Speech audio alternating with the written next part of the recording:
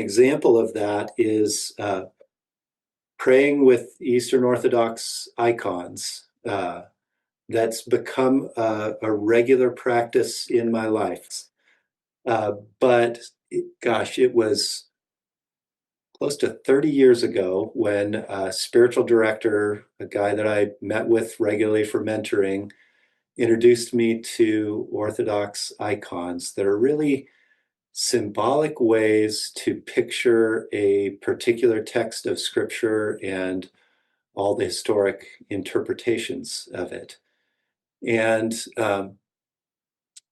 taking in a passage of scripture like the baptism of Jesus, I include an icon of the baptism and a guide for praying with that in the book. Taking in a piece of scripture visually is different for me.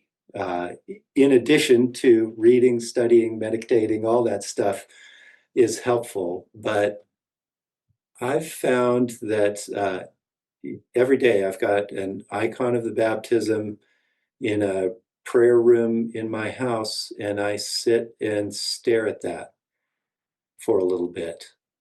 And it represents a revelation of the Trinity in that moment, right? The Spirit is descending on Jesus and the voice of the Father is speaking.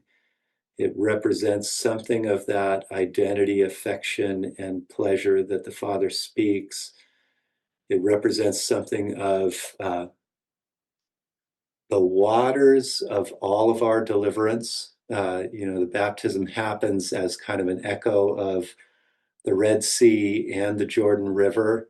So those texts are imagined, and I find myself reflecting in the waters of my own baptism. How have I been delivered? How am I being delivered into the community of those who follow Jesus? And I find my heart is changed by reflecting on that icon each day. So that's kind of an example of a surprising one that is in the book and a regular practice for me, in addition to practices of prayer, practices of trying to be a lifelong student of the scriptures.